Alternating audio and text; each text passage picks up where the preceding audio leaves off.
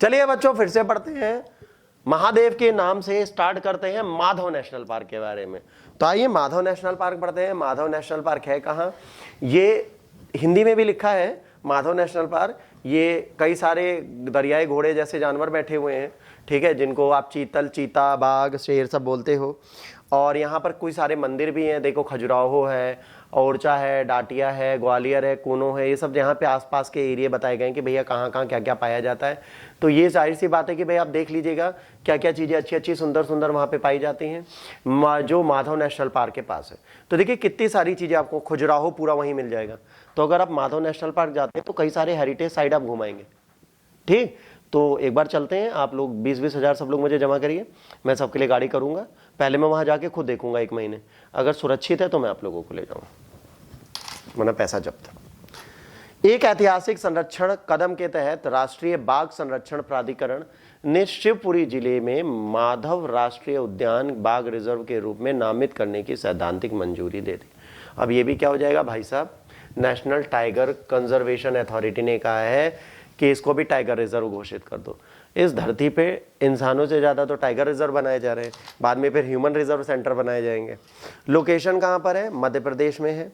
ये भारत की उच्च भूमि के उत्तरी किनारे पर स्थित है, जो पठारों घाटी खंडों के मिश्रित ऊपरी विंध्य पहाड़ियों में से एक है। झील यहाँ पर कौन है?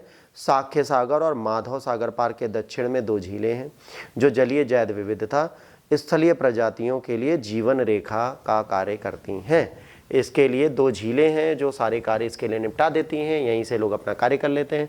तो अगर कभी एमपी जाइए, हिंदुस्तान के दिल में जाइए, तो यहाँ जरूर रुक जाइए। नदियाँ, पार्क के उत्तरी क्षेत्र में जल निकासी पैटर्न उत्तर और दक्षिण की ओर है। यहाँ पर अमर नदी जल ग्रहण क्षेत्र बनाती है ना। पार्क क्षेत्र में सिंध नदी का जल ग्रहण क्षेत्र बनता है जो पार्क की पूर्वी सीमा के साथ बहती है। तो 2 नदी दिख गई, पहली अमर नदी, दूसरी सिंध नदी। पार्क के पूर्वी भाग में विंध्यन प्रणाली की अवसादी चट्टानें हैं जो बलुआ पत्थर, शैल और चूना पत्थर है। तो ये क्या बता रहा है? ये जहां पर आ गया, यहाँ पर क्या हो गया? यहाँ पर माइनिंग के चांसेस बढ़ जाएंगे, तो जानवरों को बचाना मुश्किल हो जाएगा। फिर वनस्पति, पार्क के वन के उत्तरी उष्णकटिबंधीय शुष्क पर्णपाती वनों के साथ उत्तर पश्चिम में विशिष्ट शुष्क कांटेदार वनों की श्रेणी आती है। वनस्पति, करधई, सलई, धौरा, खैर, है ना। अंडर स्टोरी में लगभग पूरी तरह से बेर, मकोर, करौंदा शामिल है। ए मकोर खाया कभी तुम लोगों ने? नहीं खाया? हाँ, वो जो हरी होती फिर काली काली हो जाती है ना। जामुन और महुआ नालों के किनारे पाए जाते हैं। महुआ में नहीं पता क्या होता है, बट होता होगा। जीव जंतु, नीलगाय पाई जाती है, चिंकारा पाया जाता है, चौसिंगा पाया जाता है, चीतल, सांबर, भौंकने वाले हिरन, है ना, जिसे बार्किंग डियर बोलते हैं, तेंदुआ, भेड़िया, सियार, लोमड़ी, जंगली कुकुर आदि जैसे जानवर प्राप्त किए जाते हैं।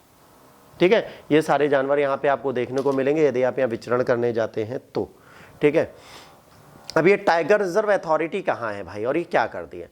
पहले तो किसके अंतर्गत आती है? ये आती है ministry of environment, forest and climate change के अंतर्गत आती है। ठीक है, और ये जो NCTA है, इसको 2005 में क्रिएट किया गया था रिकमेंडेशन में कि टाइगर टास्क फोर्स बनेगी, और ये देखेंगे सेक्शन 38L के तहत wild life protection amendment act 2006 में कि भाई जानवर कैसे हैं, उनको वैधानिक दर्जा मिल रहा है नहीं मिल रहा, उनको बचाया जा रहा है कि नहीं बचाया जा रहा, उसके लिए इस चीज़ को बनाया गया था।